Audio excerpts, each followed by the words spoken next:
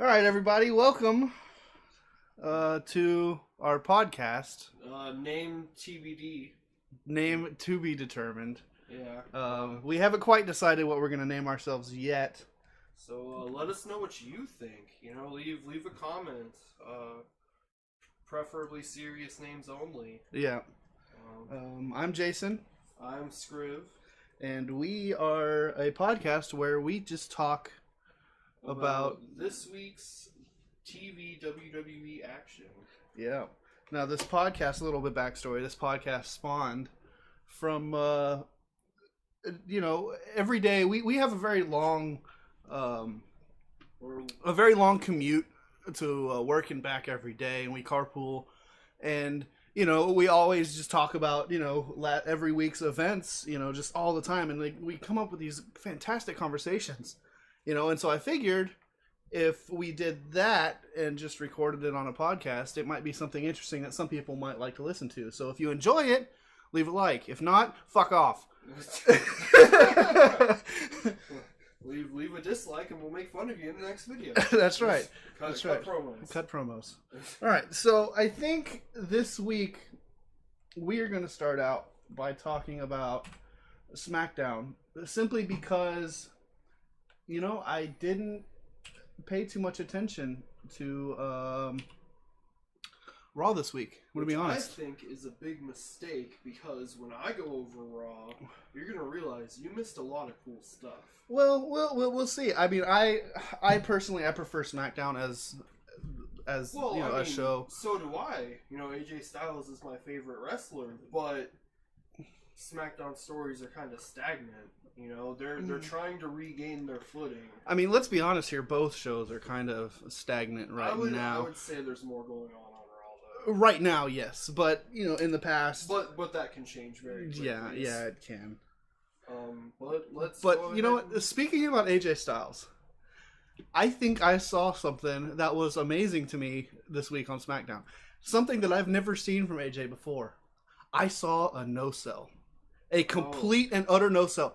Kevin Owens chest chopped the living shit out of AJ, and he did absolutely nothing about it. He bucks right back up to Yeah. He completely no-selled that chest shot, and I don't even know if that was supposed to happen, but I was like... It was hilarious either way.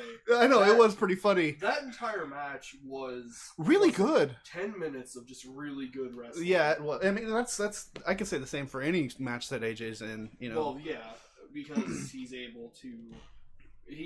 Kevin Owens does not need to be carried, but AJ Styles can carry people. Yeah. And that's what makes for really great matches, when he goes up against a superstar that doesn't need to be carried. Yeah. Then he really has the freedom to do phenomenal things. Like that amazing drop kick where it looked like he was planking in midair. Oh yeah. He does the best standing drop kicks. Oh yeah, absolutely. He does the best flying forearm I've ever seen too. Yeah, the best springboard 450. Yeah, yeah, that too. Oh my gosh. But yeah, that chest chop no-sell was pretty funny. And then I wasn't too big of a fan of the end result of the match. Well, AJ getting that cheap roll up, the ref was blinded and whatever. I don't know. I would have rather the result of that. I would have rather see KO face Shane in SummerSlam rather than Shane be the ref. Yeah, because I would have, had they decided to stick with the roll up regardless, I would have liked it if, say, because we see KO take that referee and throw him. Yeah. But I would have liked to have seen, Shane get in his face about it, and then KO attack Shane too. Yeah. But instead, it was Daniel Bryan getting in the face of KO. They had Daniel Bryan there to diffuse the situation. Yeah, kind of mediate things. And he picked Shane as the guest referee for KO's rematch at SummerSlam. And that's not what I wanted to see for Shane. No, not at all. Especially because he and AJ had one of the best matches on WrestleMania. Yeah. And they were the first match. Yeah. Yeah, it was great. So, with a guy like Kevin Owens, because AJ and Shane had heat during their rivalry, but not nearly as much as KO and Shane have heat. Right now. Well, since Shane came back, Yeah, that too. you know, I mean, because after WrestleMania, where Shane lost to The Undertaker, you know, he spent like a few weeks before they announced the draft running Raw because Stephanie was MIA. yeah. And he and KO did not get along well at all. Mm-hmm. They hated each other, and that's continued since KO got on SmackDown. Yeah. So I would have liked to have seen it, you know, come to a head in a match, but I don't know. At least we're getting to see Shane do something. Yeah, do something. You know, maybe he'll take a ref bump. Yeah, maybe. Yeah, maybe he'll get, you know, thrown over the top rope or something. I don't know. These backstage segments with Daniel Bryan frustrate me sometimes because there was a moment in that backstage where I thought Daniel Bryan was gonna deck KO, and I wanted to see it so bad. I want to see Daniel Bryan like do some action. He looks like he's ready to go. He does, and you can tell, you can see it in his eyes. He's just like, oh my god, if I could wrestle your ass right now, I'd beat the living shit out of you. And it's not even that. He's so hungry. Yeah. You can tell but would it really be safe for him? That's the question. Well, I mean, if he could figure out a way to wrestle without taking head bumps, he would be fine. Well, I mean, I don't know if Kurt Angle can break his neck 4 times and still wrestle, then you know.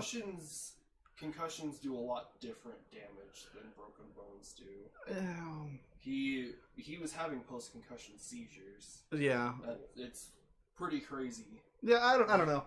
I think he could wrestle. I think he'd be fine. Yeah, he said he was trying to create a new style of wrestling for himself that wouldn't involve taking head bumps. Yeah. So, I don't know. We'll see. That'll be interesting. Yeah. It'll be interesting. All right, next segment.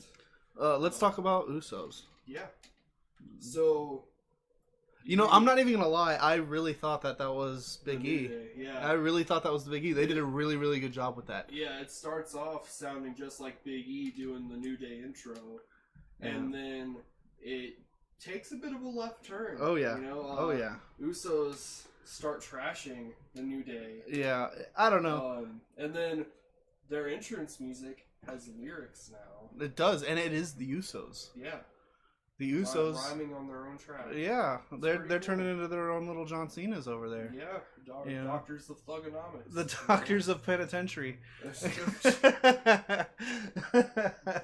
So they come out and they're doing a freestyle rhyme promo on the New Day. Yeah, just how John Cena used to do. It was entertaining for sure, but then they say they're going to steal the New Day's chant, and they start doing Uso Rocks. Oh, yeah. And that, I got a little twitch in my eye. Yeah. Because I'm like, that's not proper. Not at all. It would be Usos Rock. Yeah. Like, it's like plural on Usos. Yeah, it's like just one of them rocks. You know, Uso Rock, just one. I mean, we all know Jimmy's the better one, but still. But yeah, the Usos were doing really, really good up until that point. Yeah, they were. Overall, you know, it was confirmed. You know, we're doing this Saturday, August 5th. It was confirmed today by the WWE on Twitter that the Usos will be facing the New Day. They'll be getting their rematch for the SmackDown Tag Team titles at SummerSlam. So we get 3 more weeks of trying to see how long they can stretch this rivalry out. Yeah, it's going to be rough. SmackDown doesn't have a tag team division anymore. No, they really don't. They really don't. I mean, they have the New Day and the Usos, who are 2 of the best tag teams in the WWE. Yeah. You know, I would throw Sheamus and Cesaro in there with them in the Revival and the Hardys. Yeah. But you know, they're the 2 best on SmackDown for sure. Then you have Breezango, who are doing their Fashion File stuff that we'll get to later. Yeah. Well, actually, up next. Yeah. But, then you have the Ascension, who aren't doing anything. And then maybe Luke Harper and Eric Rowan? Maybe. Maybe. And as a great segue to that, let's talk about The Fashion Files. the Fashion Files, which was a Twin Peaks spoof, the TV series from, was it the 80s, 90s? Yeah, something like that.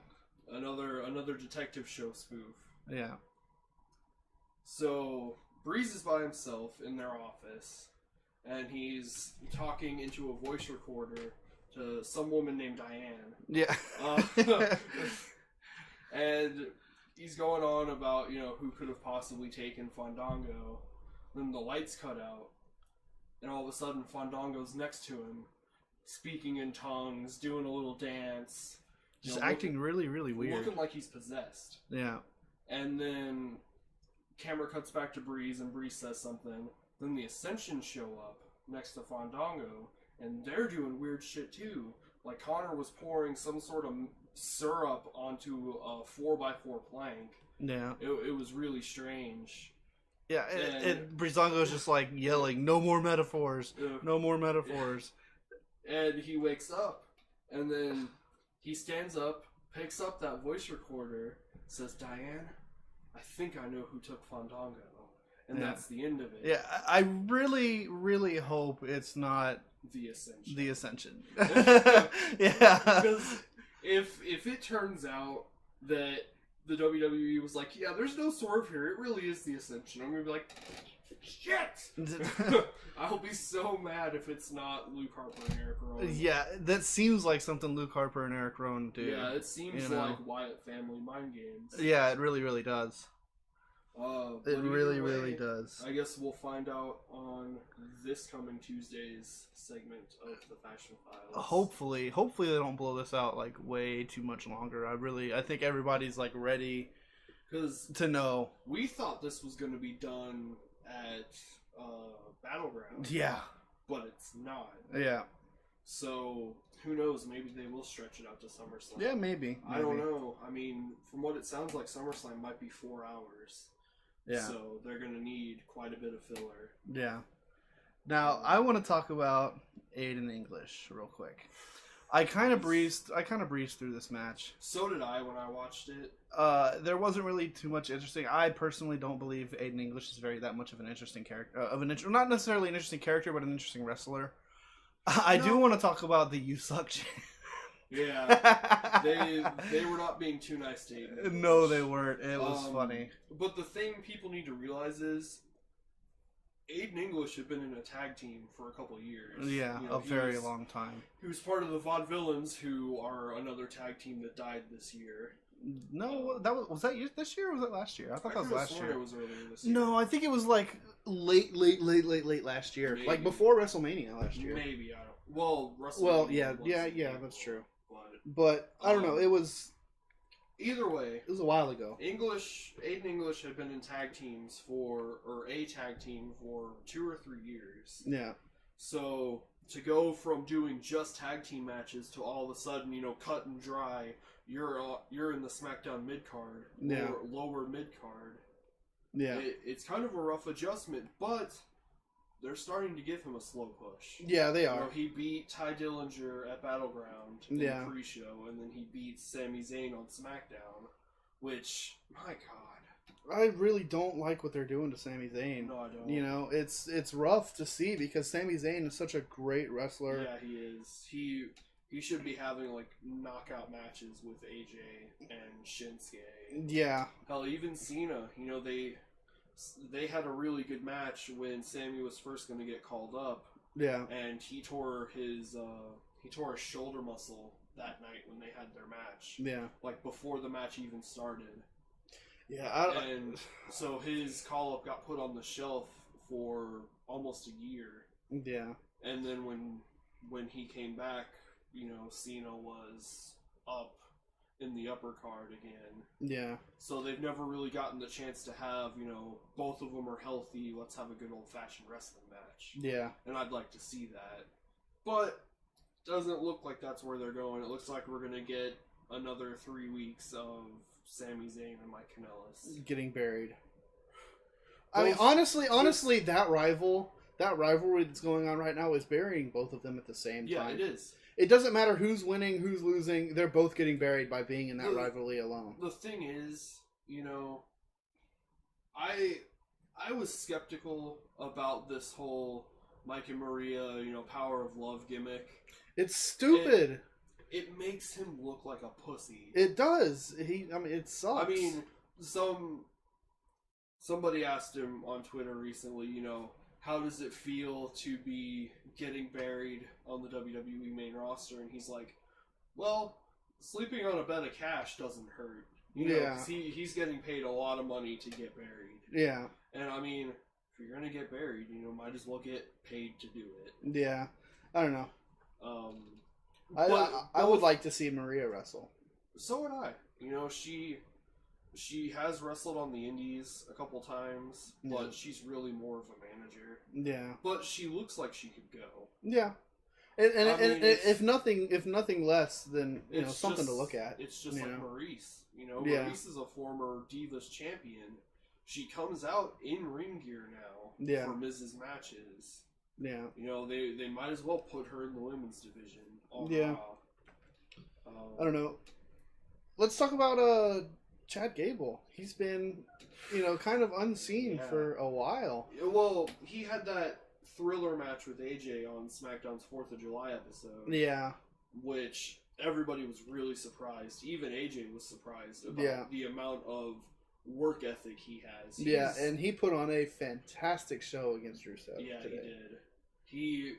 He took Rusev to the edge. Yeah, he did. But they did the ending exactly how I thought they should. Chad tries as much as he'd like. Yeah. But he's no Russian super athlete, Bulgarian super athlete, whatever. Yeah. He's not Rusev. Yeah. I don't know. It was really great to see him. Oh yeah. Wrestle, because it seems, I don't know, for me personally, it seems like they're taking Jason Jordan and carrying him off to the promised land. Yeah. And then they're just like, oh, sorry, Chad, we don't really have anything for you. Yeah, and I don't know, he's been kind of absent as of late. If he keeps pulling off, big almost wins against certified superstars like Rusev and AJ Styles, he'll get somewhere. Yeah, he will. He will. He's already better than most of the lower mid card. Oh, absolutely. I mean, he was better than most of the lower mid card when he was in the tag team with Jason Jordan. Yeah, he was. That kid has always been able to go. Yeah. And I want to see him succeed. Yeah, me too. I feel like even more so than Jason Jordan, he's kind of the next Kurt Angle. I see. I don't know. We'll talk about Jason Jordan. Later. But Rusev. Yeah. What are your thoughts about this Randy Orton Rusev thing? So after the match, Rusev picks up a mic and he goes, full Braun Strowman, demanding competition, serious competition, even though he took an L to John Cena at Battleground. So. Well, he even said that. He was like, John Cena came out here waving his flag, but he still didn't beat me. It's because nobody can beat Rusev. It's like he kind of did. He won the match, but he didn't really... I don't know. I personally think he was wrong. I think he did beat the shit out of Rusev. Yeah. However, Rusev took it to John Cena, too. Yeah, he did. They were both on the end of their rope at the end of that match. Yeah, they were. It was a really good match at Battleground. But, so he demands serious competition, and Randy Orton's music hits.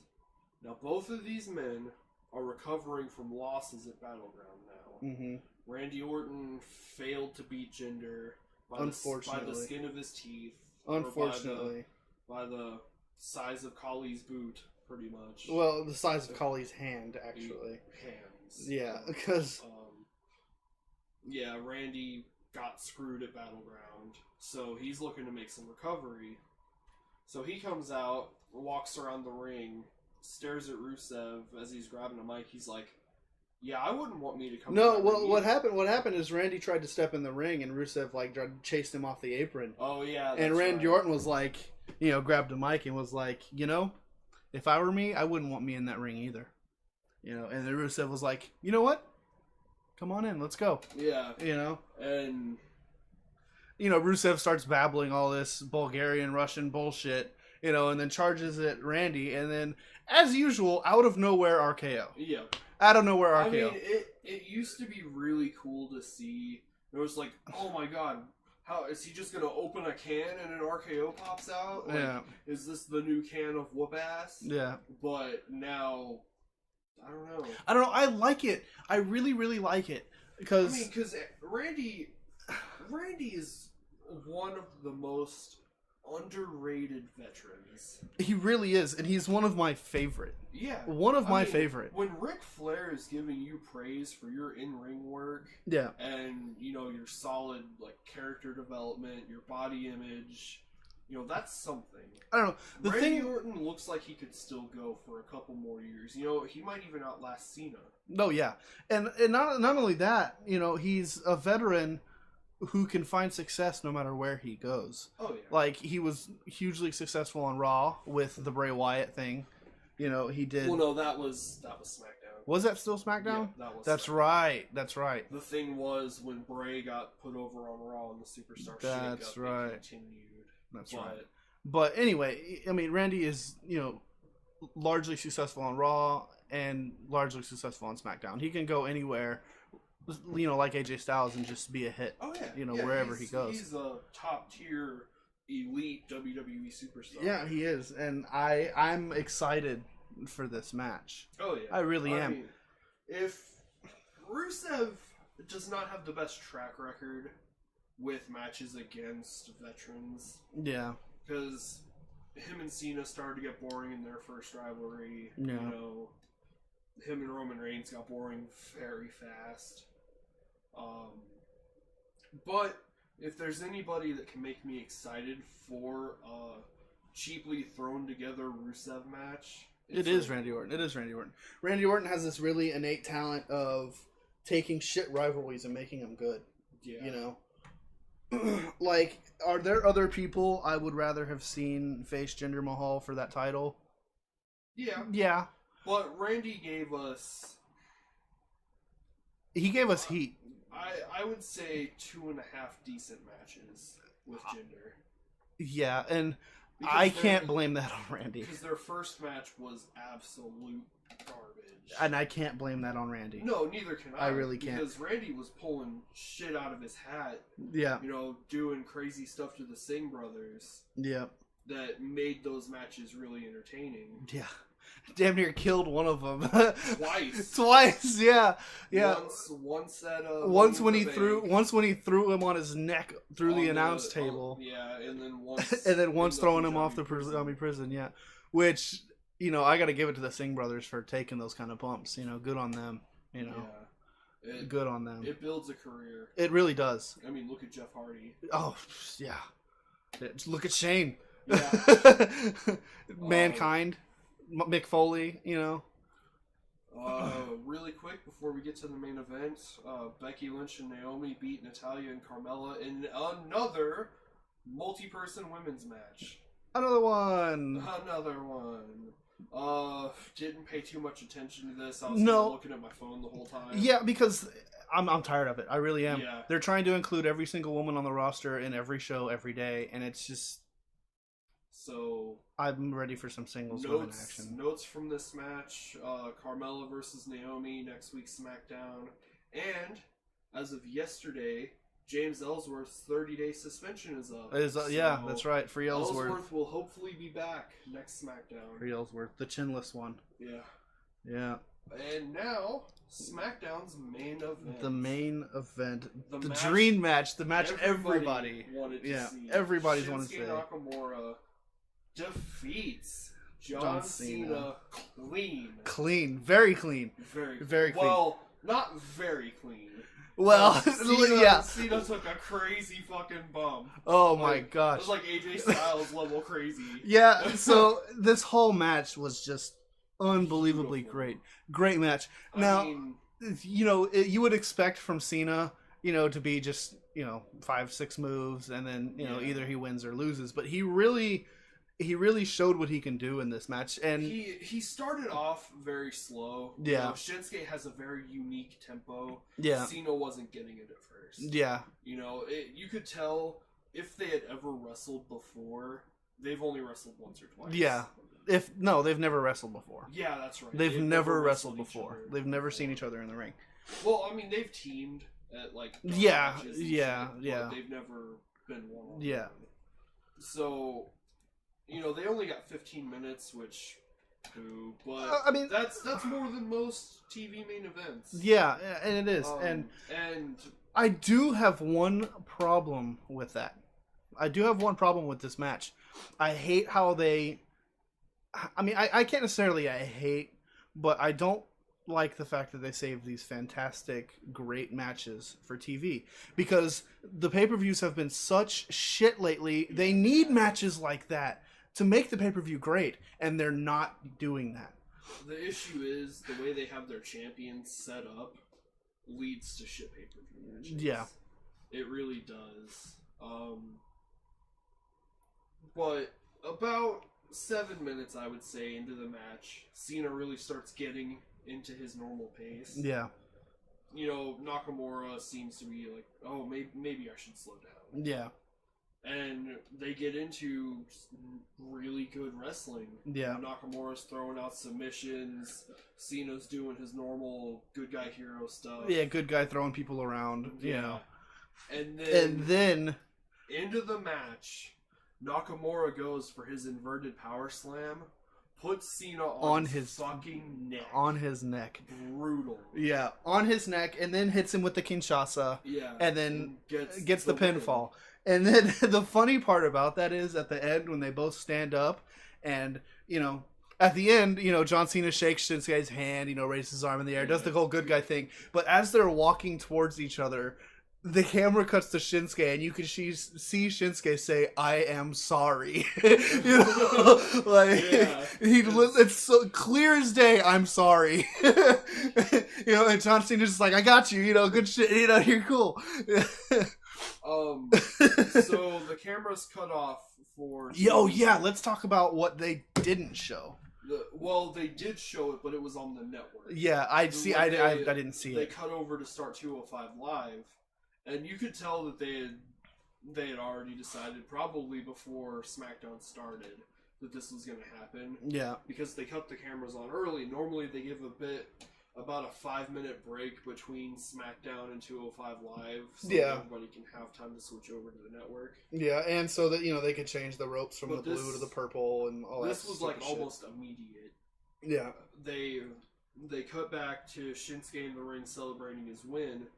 Baron Corbin, out of nowhere, blindsides Nakamura, is beating on him for a good minute, and then Cena comes running back out to make the save for Nakamura. He and Corbin start trading jukes, you know, slugging it out, and Cena ends up giving Corbin an AA through the announce table. Yes. So, I heard that what happened with that was Vince and creative wanted to give Shinsuke, you know, they wanted to let Shinsuke win, but they wanted to have Baron Corbin screw Cena out of a win. Yeah. To set up that match, and Cena wanted to put Nakamura over clean. Yeah. So, you know, good guy Cena, you know, deciding, hey, we should give Nakamura a fair push. Yeah. Don't say, you know, he only beat John Cena because of Baron Corbin. Yeah. I don't know. I think that was great. Yeah, you know? And it sets up, and it gives John something to do. Yeah. You know, at SummerSlam. Because it's going to be him and Corbin at SummerSlam. Yeah, and I don't know. I would have liked to see Jinder versus John Cena. I would have liked to see him get 17. I mean, you more so than me. Yeah, I don't know. I'm of the opinion that if anybody deserves to break Ric Flair's record, it is John Cena. And I agree with that too, but you're more along the lines of, you don't care if somebody breaks it. I don't want anybody to break it. Yeah. Well, it's not that I don't care. It's enough for me that Cena tied it. Yeah, it's not that I don't care if somebody breaks it. It's just I understand that record can't stand forever. It really can't. I know this. I know somebody at some point in time is going to break that record, and I would rather it be John Cena than anybody else. For now. Until we see anybody better that will have the career span that Cena does to be able to break that record. Because AJ Styles doesn't have the career span. No, he doesn't. And he doesn't have Otherwise, the I would like to see AJ do it. he doesn't have the popularity that John Cena has either. That. All right, no. Here's the deal, right? Here's the thing. John Cena is one of those champions that everyone loves to hate. Right. Now, if you look on the network at every single pay-per-view for the past 5 years, and John Cena's face is on the very front in the middle. Almost. On damn near every one of them. Now, if that is not popularity and fame, I don't know what the fuck is. Well, you're right. You're right. Cena is probably the second biggest pro wrestler ever behind The Rock. Yeah. But AJ Styles has more connection to the fans today. Oh, yeah, absolutely. I agree. He is the chosen one of a good majority of the male population of the audience. And quite a bit of the females, too. Yeah. I don't know. The issue is, AJ doesn't have the connection with little kids. Yeah. Because he plays, sometimes heel, sometimes not. Yeah. He's kind of a... He's a tweener. He's a tweener. Even when he's a face, he has an ego. Yeah. Because he is phenomenal. Yeah. I don't know. He's a tweener. He's one of the very few tweeners in the company that works. I can support. Yeah.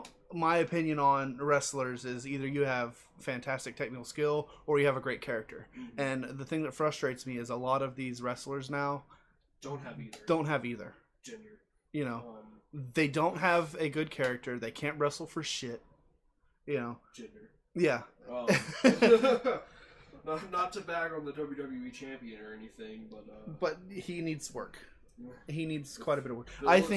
If it looks like a horse and it smells like a horse, it's a horse. Guess what? It's probably a horse. Yeah, and I don't know. I think them putting him into that spot just for India was a mistake. Yeah. It may be working. See, and if it is, great. But and the issue is, we're probably going to get called racist. Oh yeah. And I don't give a damn. I do not care that Gender is Indian. No. I care that he sucks. Yeah. Same here. If it were, thrown out in Sheamus.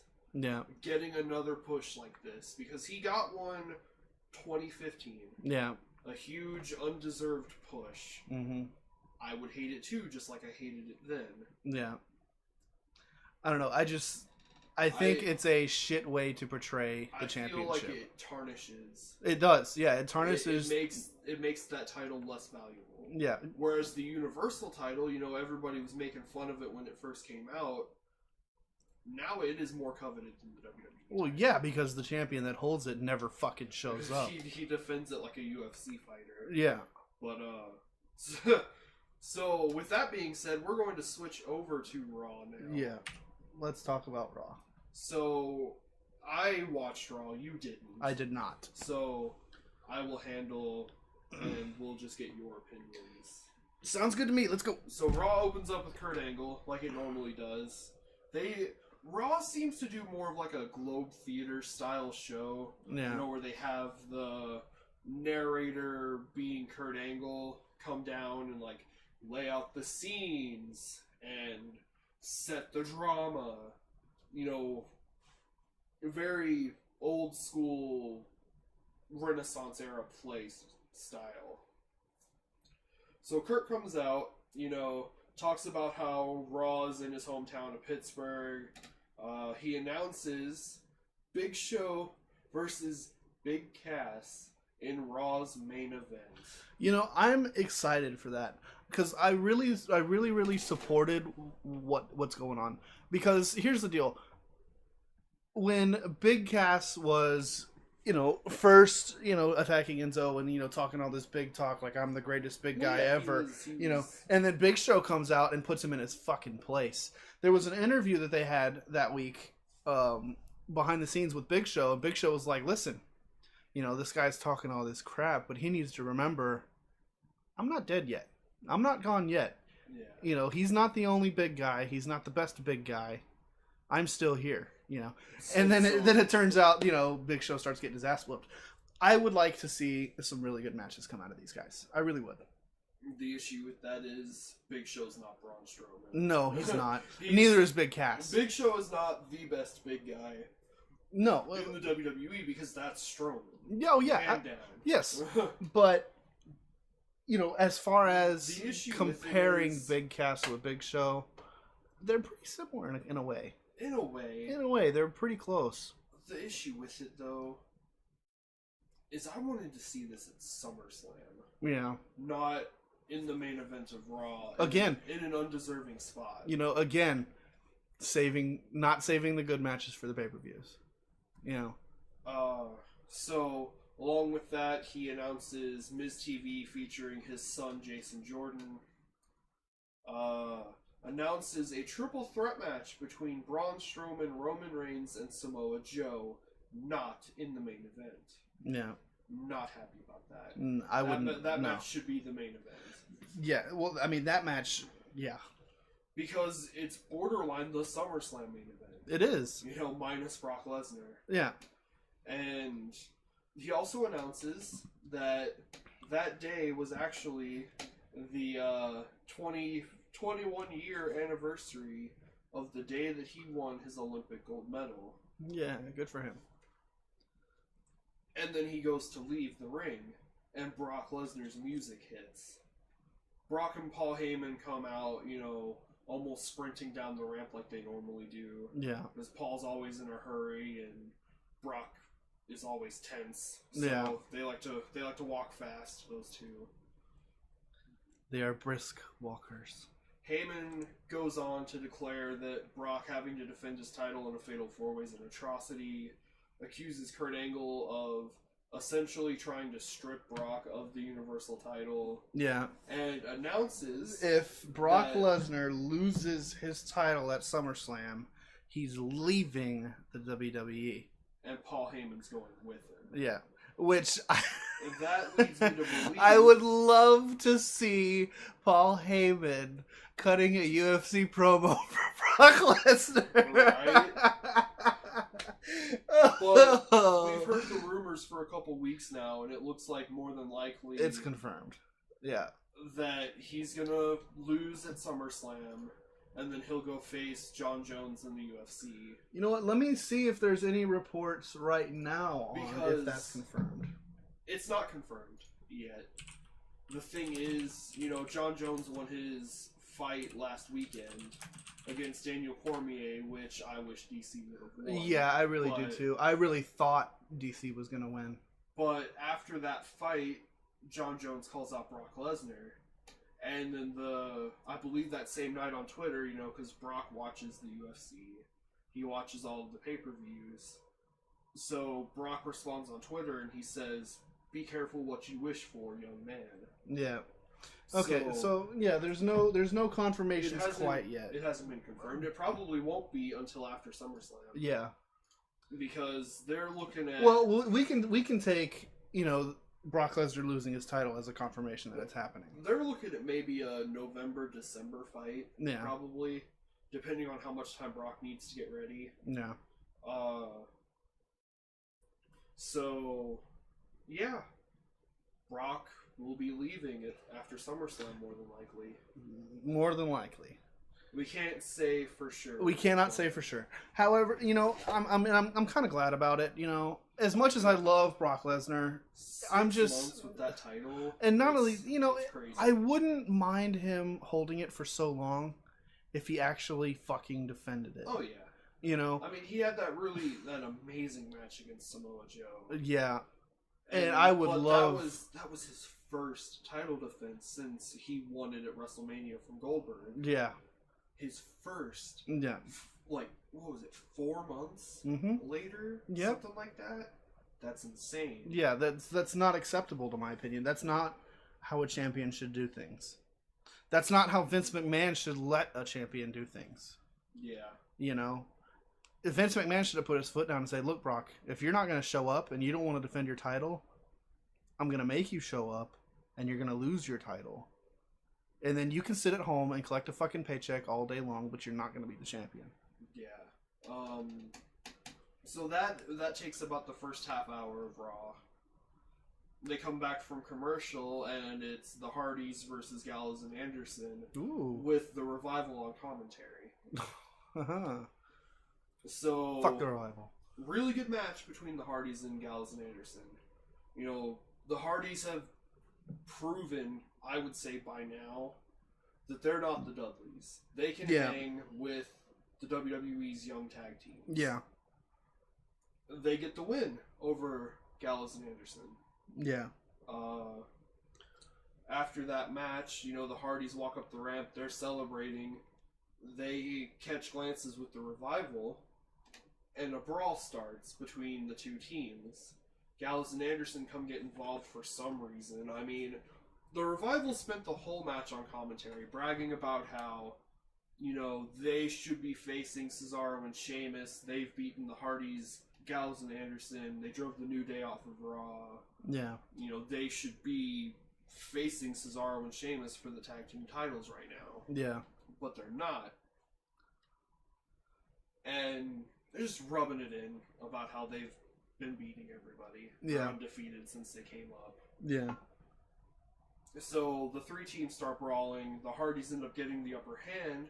You know, they take, I want to say, Dash Wilder and Gallows, throw them both into the stage. Mm-hmm. And then Matt, you know, they throw Anderson and Dawson off of the stage. Set up for a Poetry in Motion. Jeff does a huge swan dive out onto Anderson and Scott Dawson. Yeah. And that ends that. Later on, WWE releases a backstage interview with the Hardys, and the Hardys say, "We are woken." You know, they're revived. Yeah, so they also posted on Twitter, you know, hashtag awoken, all capitals. Now, which leads me to believe that they're just giving up on the broken deal. You know, so what they're going to do is they're just going to adapt it and call it Awoken Hardys. It was confirmed by the Florida State Supreme Court last week that Anthem's claims to file the terms Broken, Hardy Compound, Brother Nero as trademarks for Anthem were all denied. Yeah. So Anthem does not own any of those terms. Yeah. They were wrong. Yeah. So I think Matt Hardy might be able to get those trademarked to him. Yeah. And if he can do that, the question is, you know, Vince doesn't like to have anything on TV that's not his idea. Yeah. So would he really let Matt Hardy bring the full original Broken gimmick to Raw? Or will he adapt it to the Awoken Hardys and kind of give it, you know, let them do their thing, but kind of give it his own little twist? Probably. Which, I mean, yeah. It makes more sense. Yeah, it does.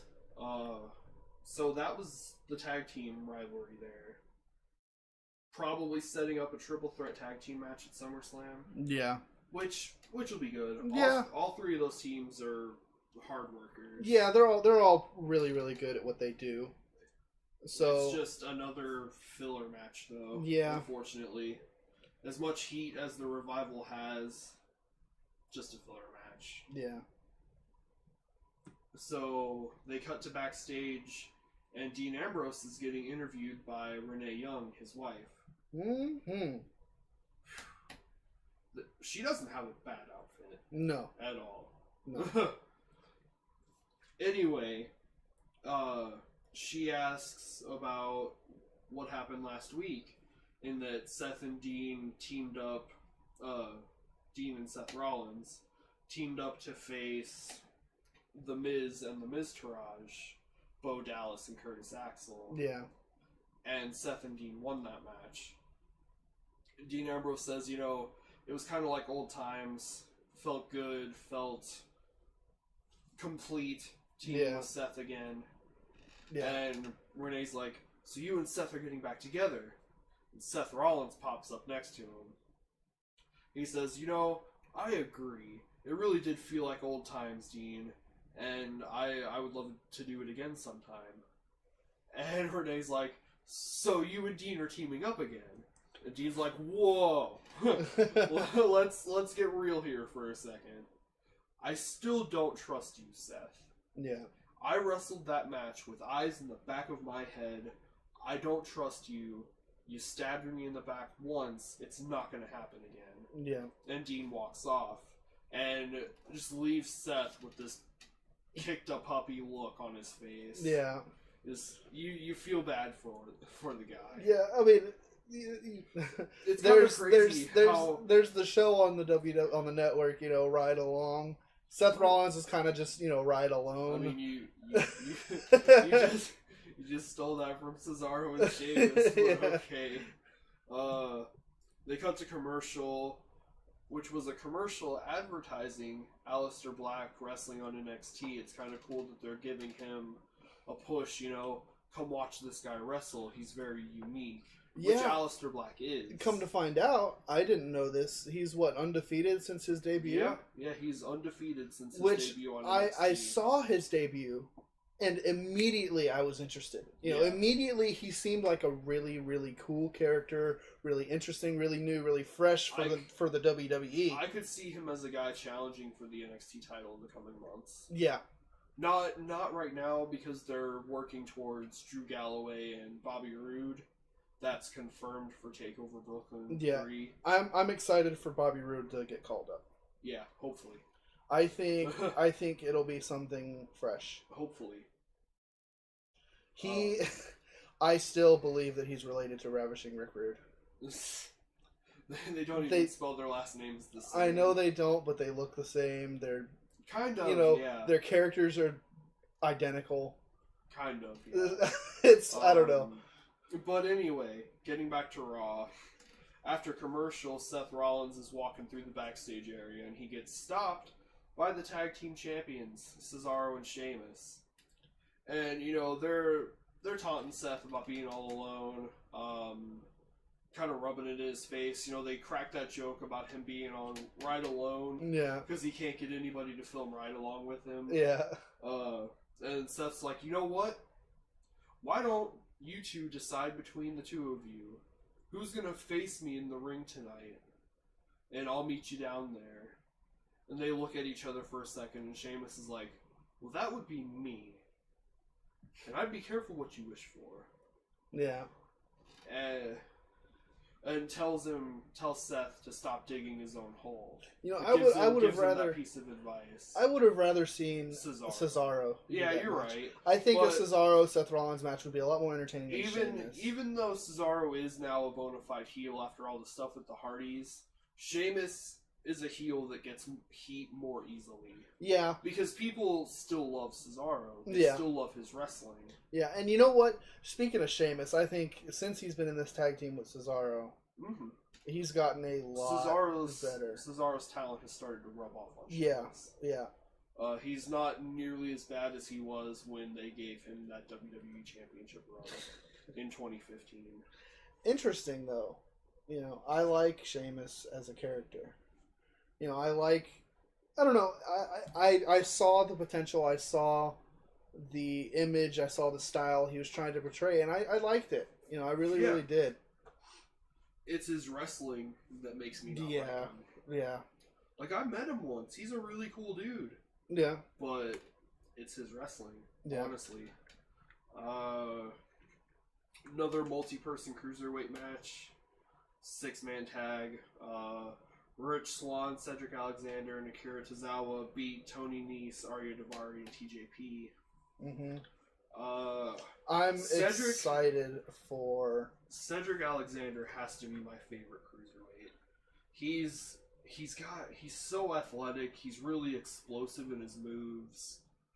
He was injured for a couple months, and that's why he hasn't been featured on TV. Yeah. But I feel like, he starts picking up wins. He really could be a contender. Yeah. He could possibly be on the Neville level. Yeah.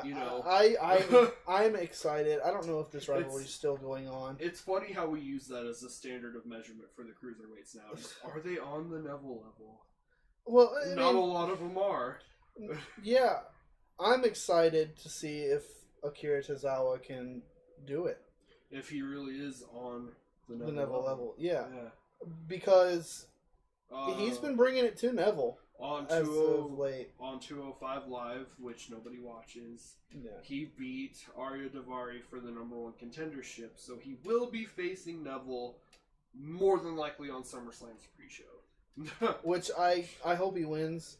Because I hope it's on the main show. Yeah, and I don't know, I like Neville. I think he's fantastic. Oh, so do I. Really, really. I mean, he's the best. He really is the best cruiserweight. You know, he is the king of the cruiserweights. He could hang with the normal people. Oh yeah. You know. Oh yeah.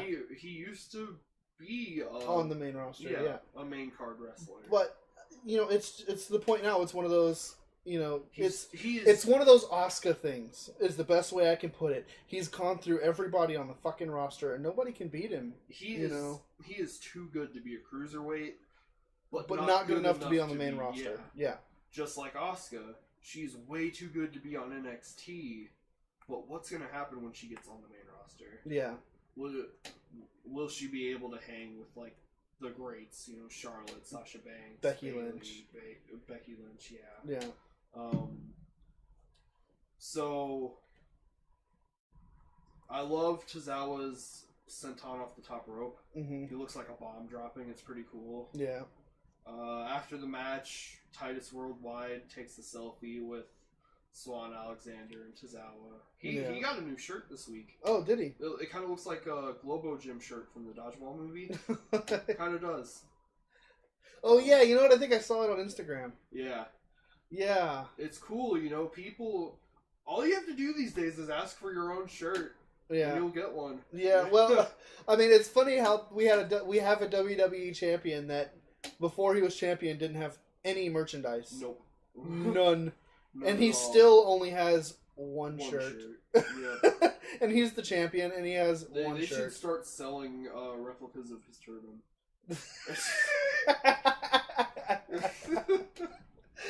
Dude, it would be a hit in India. Oh, I know it would. I know it would. It would be crazy.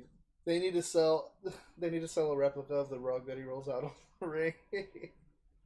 That would be fun. Oh my god. So, I don't know. After the cruiserweight match is Miz TV with Jason Jordan. You know, I heard about this. I heard Jason Jordan beat the living shit out of the Miz. He didn't really beat him up. It was more he got the upper hand on Miz and the Miztourage. Yeah. So Miz starts getting cheap heat against Pittsburgh. Mm-hmm. Calls out Jason Jordan. One thing I noticed, Jason Jordan needs to get fitted sport coats. The sleeves were too small. I could see his wrists. Well, no. See, the thing about that is there are sport coats that they need to get fitted to his broad shoulders. Well, no, that's actually a legitimate style because there are, you know, when you wear it, it either covers your watch and your wrists, or it shows them. You know, you can't really do much of in between. So that might be what fits him. It might not be. I guess it's just not tasteful to my fashion sense. Yeah. But anyway, Miz asked Jason Jordan, you know, what does he think about the fact that he's been getting booed recently? And Jason Jordan's like, you know, if anyone shouldn't be talking about getting booed, it's you, Miz. You're kind of the expert on getting booed. Yeah. So Miz insinuates that Jordan is using Kurt Angle to move up on the card, and then offers to groom Jason Jordan himself. Let him join the Miztourage, you know, go under Miz's wing, learn how to be a champion, a real, legitimate superstar. And Jason Jordan's like, no thanks, I'm good. Yeah, I don't need to be stealing people's moves and people's gimmicks. Really sarcastic. Yeah. And Miz goes off on a tangent, starts to insult Kurt Angle, and Jason Jordan says, look, you can say whatever you want about me, but say one more thing about Kurt and I will make you pay for it. Yeah. And the Miztourage gets in his face, and Miz, you know, calms him down, backs him into a corner, turns around and tries to run, take a swing at Jordan. Jordan whips him around, gives him a belly to back suplex into the Miztourage, and then ducks out of the ring. And, you know, gets the upper hand on him. Yeah. More than likely, this is leading to a Jason Jordan-Miz Intercontinental match at SummerSlam. Which is great because I don't want to see Miz holding that fucking title anymore. If he loses at SummerSlam. He has one of the best winning streaks of recently. I don't want him to win. Neither do I. I want him to lose his title to Jason Jordan. But what I think is going to happen is Miz is going to screw Jason Jordan, and that's when Kurt is going to get involved personally. And I would suffer through Miz screwing somebody out of another title match if I got to see Kurt Angle get his hands dirty finally. Yeah, I agree. But anyway, very impressive by Jason Jordan. That belly-to-back suplex was clean as hell. Yeah. Extremely impressive. Then it cuts to the first of 3 pre-recorded promos for the Triple Threat match. This one featuring Roman Reigns. Talks about how, all of his accomplishments. The same old, Three-time Roman champion, Reigns. Royal Rumble winner, retired The Undertaker. Same shit, different butt, pretty much. Yeah. Seth Rollins beats Sheamus after that. And after the match, Sheamus and Cesaro jump Seth Rollins. Just beat the tar out of him. Leave him in a puddle in the ring. They get out and start walking back up the ramp. Seth stands up. Gets helped up by the referees. Yeah. So they rush back in and start beating him down again. Out comes Dean Ambrose to make the save.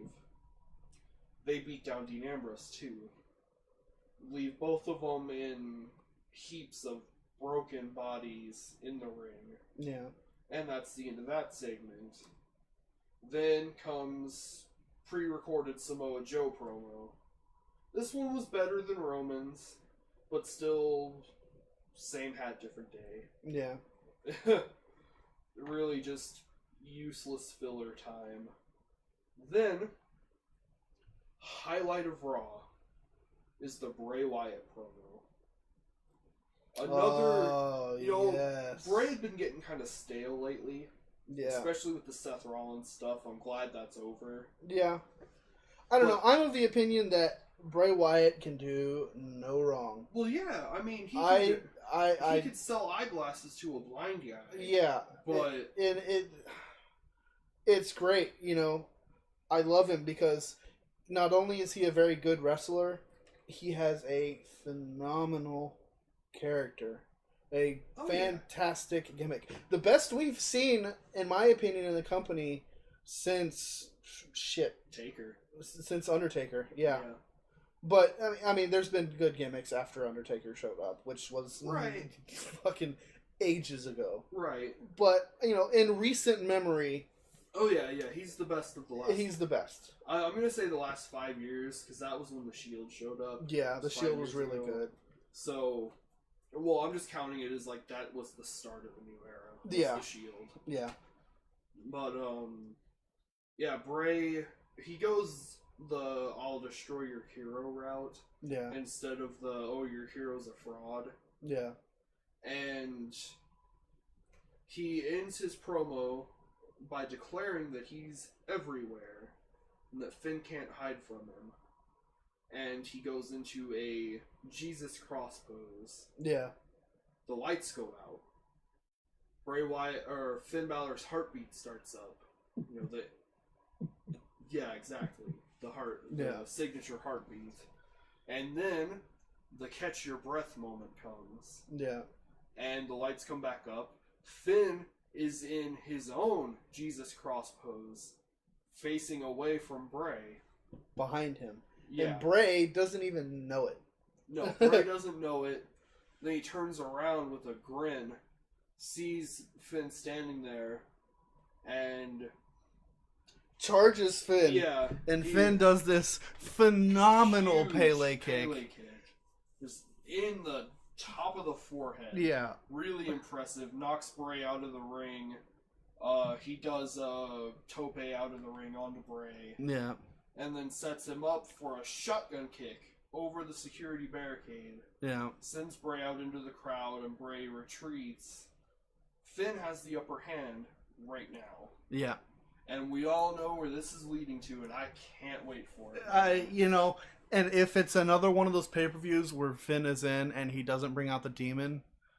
I've heard scarce reports that Finn is bringing it back for SummerSlam. He really needs to. Finn is, right now, I think my favorite wrestler right now, other than Shinsuke. He is in my top 5. I think right now Finn is number 1, other than Shinsuke. He's, very close number 2. Finn is definitely within my top 5. And it was just so awesome, that he had so much hype around him. He was just so phenomenal. And then he got injured and he come back, and there's the hype. All hype is gone. And he hasn't been able to regain that yet. And I blame that on the fact that he is so reluctant to bring the demon back. That's not his choice. I know. That is creative choice, and they haven't had much for him, Yeah. He wasn't even a focal point of the big Fatal 5-Way at Extreme Rules. Yeah. So, for them to finally have something for him, since he's come back with Bray Wyatt... and what a thing to have for him, too. I feel like this is the time. He's going to bring back the demon at SummerSlam. Well, the storyline to me is insane. It's so fantastic. Like, creative actually did something right. The demon versus the devil. Yeah. The Demon King versus... the demon. The God. Yeah. The Eater of Worlds. Yeah, it's going to be fucking awesome. Oh, yeah, it's going to be insane. The storyline is going to be... It's great. It might be... It's one of 2 SummerSlam matches that I'm legitimately, genuinely excited for. Yeah. Both of those matches are Raw matches, unfortunately. Yeah. Then it comes to the 3rd promo. Which one is for Braun Strowman. His was the best one. Braun has somehow become one of the best talkers on the main roster. Yeah. And he doesn't even have to say anything. No, he doesn't. He could literally come out and say, I had a ham sandwich and a Sprite for lunch. And it would sound... it would be the most intimidating ham sandwich you've ever heard about in your life. I swear. He could almost come out and say, it's my yard now, and make it impressive. Oh, yeah. Even Michael Cole, during the Triple Threat match, Michael Cole's like, Braun Strowman has to prove that it's his yard. I'm like, it is! It has been! Who can stop him? Nobody, that's who. Oh my gosh.